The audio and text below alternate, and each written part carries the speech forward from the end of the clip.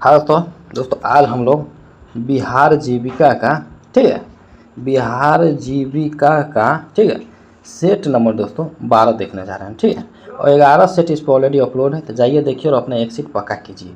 देखिए दोस्तों, ये जो सेट है किसके लिए है, तो देखिए एक कम्युनिटी कोऑर्डिनेटर के लिए है, एरिया कोऑर्डिनेटर के लिए, ब्लॉक प्रोजेक्ट मैनेजर के लिए, लाइवलीहुड स्पेशलिस्ट के लिए, अकाउंटेंट के लिए, ऑफिस असिस्टेंट के लिए, ब्लॉक आईटी एग्जीक्यूटिव के लिए। दोस्तों मोटा मोटी में समझ लिए ये सारे के लिए है, ठीक है। तो चलिए दोस्तों इस सेट को लगाते हैं और अपना एक सीट इंश्योर करते हैं, ठीक है। यदि चैनल पर नया है तो लाइक शेयर सब्सक्राइब कीजिए दोस्तों। तो चलिए आज का अपना सेशन स्टार्ट करते हैं। धमाकेदार सेशन होने वाला है, बस आप वीडियो को स्किप मत कीजिएगा, ठीक है। देखिए यहाँ पे पद्मश्री पुरस्कार किस क्षेत्र में दिया जाता है, तो याद रखिएगा ऑप्शन सी कला, शिक्षा, उद्योग, साहित्य, विज्ञान, समाज सेवा आदि सहित विभिन्न क्षेत्रों में विशिष्ट सेवा, ठीक है। उसके बाद देखिए यहाँ पे कहा गया प्रधानमंत्री किसान संपदा योजना का मुख्य लक्ष्य क्या है, तो याद रखिएगा ऑप्शन बी कृषि प्रसंस्करण और खाद्य सुरक्षा संरक्षण बुनियादी ढांचे का विकास करना, ठीक है। उसके बाद देखिए यहाँ पे कहा गया जलियांवाला बाग हत्याकांड के बाद किस भारतीय ने अपनी नाइटहुड की उपाधि त्याग दी थी, तो याद रखिए ऑप्शन बी रविंद्रनाथ टैगोर, ठीक है। उसके बाद नेक्स्ट देखिए यहाँ पे कहा गया है, नेक्स्ट में देखिए यहाँ पे कहा गया है, देखिए यहाँ पे अंतर्राष्ट्रीय नगर विमानन संगठन ICAO का मुख्य कार्य क्या है, तो याद रखिए ऑप्शन ए अंतर्राष्ट्रीय नागरिक उड्डयन के सिद्धांतों और तकनीकों को निर्धारित करना, ठीक है। उसके बाद नेक्स्ट देखिए यहाँ पे कहा गया पृथ्वी की सबसे बाहरी परत क्या कहलाती है, तो याद रखिएगा ऑप्शन सी क्रस्ट भूपटपट्टी, ठीक है। उसके बाद नेक्स्ट देखिए यहाँ पे कहा गया है, ठीक है। देखिए यहाँ पे फेड कप और बिली जीन किंग कप किस खेल से संबंधित है, तो याद रखिएगा ऑप्शन बी महिलाओं का टेनिस, ठीक है। उसके बाद नेक्स्ट देखिए यहाँ पे कहा गया है, ठीक है।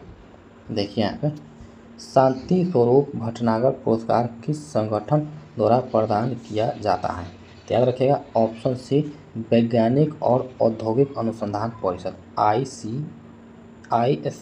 CSIR, ठीक है। उसके बाद नेक्स्ट देखिए यहाँ पे कहा गया है, देखिए यहाँ पे कहा गया स्वराज पार्टी की स्थापना किसने की थी, तो याद रखिएगा ऑप्शन बी मोतीलाल नेहरू चित्तरंजन दास, ठीक है। उसके बाद नेक्स्ट देखिए यहाँ पे कहा गया है, ठीक है राष्ट्रीय शहरी आजीविका मिशन NULM का उद्देश्य क्या है, तो याद रखिए ऑप्शन बी शहरी गरीबों के लिए कौशल विकास और स्वरोजगार के अवसर प्रदान करके गरीबी को कम करना, ठीक है। उसके बाद नेक्स्ट देखिए यहाँ पे कहा गया है एशियाई infrastructure investment bank, Asian infrastructure investment bank AIIB का मुख्यालय कहाँ स्थित है, तो याद रखिएगा ऑप्शन बी बीजिंग चीन, ठीक है। उसके बाद नेक्स्ट देखिए यहाँ पे कहा विद्युत बल्ब का फिलामेंट किस धातु का बना होता है, तो याद रखिएगा ऑप्शन सी टंगस्टन, ठीक है। उसके बाद नेक्स्ट देखिए यहाँ पे कहा गया है क्रिकेट विश्व कप कितनी बार आयोजित होता है, तो याद रखिएगा ऑप्शन सी हर 4 साल में, ठीक है। उसके बाद देखिए यहाँ पे कहा है खेल में आजीवन उपलब्धि के लिए दिया जाने वाला ध्यानचंद पुरस्कार कब स्थापित किया गया था, तो याद रखिएगा ऑप्शन सी 2002 में, ठीक है। उसके बाद नेक्स्ट देखिए यहाँ पे कहा गया है, ठीक है। नेक्स्ट देखिए यहाँ पे कहा गया गोवर्धन योजना का प्राथमिक उद्देश्य क्या है, तो याद रखिएगा ऑप्शन बी पशुधन अपशिष्ट को धन और ऊर्जा में बदलना, ठीक है। उसके बाद नेक्स्ट देखिए यहाँ पे कहा गया है भारत का grand old man of India किसे कहा जाता है, तो याद रखिएगा ऑप्शन सी दादा भाई नौरोजी के, ठीक है। उसके बाद नेक्स्ट देखिए यहाँ पे कहा गया है, ठीक है। नेक्स्ट देखिए यहाँ पे कहा गया है, देखिए G20 में कितने सदस्य देश और संगठन शामिल हैं, तो याद रखिएगा ऑप्शन है 19 देश और एक संगठन यूरोपीय संघ। ठीक है, उसके बाद नेक्स्ट देखिए यहाँ पे कहा गया है किस तकनीक का उपयोग कैंसर के इलाज में किया जाता है। तो याद रखिए ऑप्शन बी कीमोथेरेपी।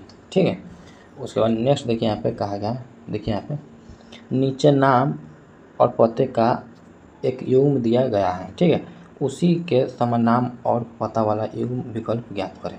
तो याद पिलकर लोगोस बुल्स आउटगेट उड़ीसा 32 ठीक है, तो याद रखिएगा ऑप्शन बी पिलकर लोगोस बुल्स आउटगेट उड़ीसा 32 ठीक है, तो फ्लिकर है। उसके बाद चलिए दोस्तों अब नेक्स्ट में चलते हैं। देखिए यहाँ पे ये रीजनिंग है, ये दोस्तों ये भी रीजनिंग है था लेकिन ये हमने सॉल्व किया। ठीक है दोस्तों, ये मैट्रिक्स है और इसको मैट्रिक्स को बनाया जाता है। ठीक है, तो चलिए दोस्तों रीजनिंग को हम लोग एस्केप कर देते हैं। ठीक है, और रीजनिंग ज़्यादा टफ नहीं है, रीजनिंग जो है और मैथ जो है आप पूरा कर सकते हैं, इसमें कोई चक्कर नहीं है। टाइम भी आपके लिए अच्छा खासा है तो आप पूरा उसका अटेम्प्ट ले सकते हैं और नंबर आप अपना गेन कर सकते हैं। ठीक है, तो देखिए यहाँ से अपना क्वेश्चन स्टार्ट हुआ। देखिए निम्नलिखित में से किस प्रकार की रीड ओनली मेमोरी में विद्युत आवेश के संपर्क में लाकर मिटाया जा सकता है और फिर प्रोग्राम किया जा सकता है। तो याद रखिएगा ऑप्शन ए EEPROM ठीक है। उसके बाद नेक्स्ट देखिए यहाँ पे कहा गया है। ठीक है, नेक्स्ट में देखिए यहाँ पे कंप्यूटर के संदर्भ में स्टोरेज डिवाइस से डेटा प्राप्त करने या पेरिफेरल यूनिट से डेटा प्राप्त करने में लगने वाले समय को डैश के रूप में जाना जाता है। तो याद रखिए ऑप्शन सी एक्सेस टाइम। ठीक है, उसके बाद देखिए यहाँ पे कंप्यूटर शब्दावली में निबल क्या है। तो याद रखिए ऑप्शन ए हाफ बाइट। ठीक है, उसके बाद नेक्स्ट देखिए हाफ, एक बीट में कितना होता है दोस्तों, 1 beat equal to 8, half beat equal to 4। ठीक है, समझ गए होंगे आप मैं क्या कहना चाह रहा हूँ। उसके बाद देखिए यहाँ पे GIMP एक डैश है। तो याद रखिए ऑप्शन ए एप्लीकेशन सॉफ्टवेयर। ठीक है, उसके बाद नेक्स्ट देखिए यहाँ पे कहा गया है एक हैकर कौन है। तो याद रखिए ऑप्शन बी एक व्यक्ति जो डेटा को अनधिकृत पहुंच प्राप्त करने के लिए कंप्यूटर का उपयोग करता है। ठीक है, उसके बाद नेक्स्ट देखिए यहाँ पे कहा गया निम्नलिखित में से कौन माइक्रोसॉफ्ट वर्ड फाइलों का विस्तार है। तो याद रखिए ऑप्शन ए DOCX। ठीक है, डॉक्स। उसके बाद नेक्स्ट देखिए यहाँ पे कहा गया है कंप्यूटर में आप कंप्यूटर गेम और सहायक तकनीक के लिए जॉयस्टिक का उपयोग कहाँ करेंगे। तो याद रखिएगा ऑप्शन बी कर्सर कंट्रोल। ठीक है, उसके बाद नेक्स्ट देखिए यहाँ पे कहा गया माइक्रोसॉफ्ट वर्ड में चयनित टेक्स्ट के लिए हाइपरलिंक डालने के लिए निम्नलिखित में से किस कीबोर्ड शॉर्टकट का उपयोग किया जाता है। तो याद रखिए ऑप्शन ए Ctrl+K। ठीक है, उसके बाद नेक्स्ट देखिए यहाँ पे कहा गया MS वर्ड 2007 में निम्न में से किस टैब में बोल्डिंग इंटेलिकाइजिंग टेक्स्ट के फॉन्ट और आकार को बदलने जैसे फॉर्मेटिंग फंक्शंस पाए जाते हैं। तो याद रखिएगा ऑप्शन सी होम। ठीक है, उसके बाद देखिए OCR का पूर्ण रूप क्या है। तो याद रखिए option D optical character recognisation. ठीक है, उसके बाद नेक्स्ट देखिए यहाँ पे कहा गया है भारत में ग्रामीण विकास के लिए स्वर्ण जयंती ग्राम स्वरोजगार योजना SGSY किस योजना का एकीकरण थी। तो याद रखिए ऑप्शन सी विभिन्न पूर्ववर्ती स्वरोजगार और गरीबी उन्मूलन कार्यक्रम। ठीक है, उसके बाद नेक्स्ट देखिए यहाँ पे कहा गया है। ठीक है, नेक्स्ट देखिए यहाँ पे कहा गया ग्रामीण अर्थव्यवस्था में लघु किसान स्मॉल फार्मर्स की प्रमुख विशेषता क्या है? तो याद रखें ऑप्शन बी छोटी भूमि, हैंडलिंग समिति, होल्डिंग समिति संसाधन, ठीक है, और बाजार तक सीमित पहुंच, ठीक है। उसके बाद नेक्स्ट देखिए यहाँ पे कहा गया है डिजिटल फाइनेंसिंग मॉडल में यूपीआई यूनिफाइड पेमेंट इंटरफेस की क्या भूमिका है? तो याद रखिए ऑप्शन बी मोबाइल फ़ोन के माध्यम से तत्काल और आसान डिजिटल भुगतान सक्षम करना, ठीक है। उसके बाद नेक्स्ट देखिए यहाँ पे कहा गया है एसएचजी के संदर्भ में रोटेशनल लीडरशिप का क्या लाभ है?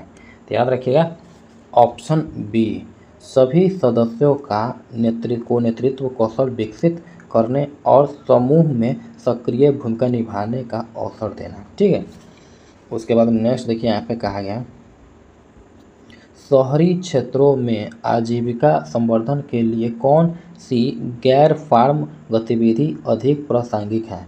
तो याद रखें ऑप्शन बी खुदरा व्यापार और सेवाएं, ठीक है। उसके बाद नेक्स्ट देखिए यहाँ पे कहा गया है मूल्य संवर्धन वैल्यू एडिशन का उद्देश्य क्या है? तो याद रखें ऑप्शन बी उत्पाद को अधिक उपयोगी या आकर्षक बनाकर उसका मूल्य बढ़ाना, ठीक है। उसके बाद नेक्स्ट देखिए यहाँ पे कहा गया है नेक्स्ट में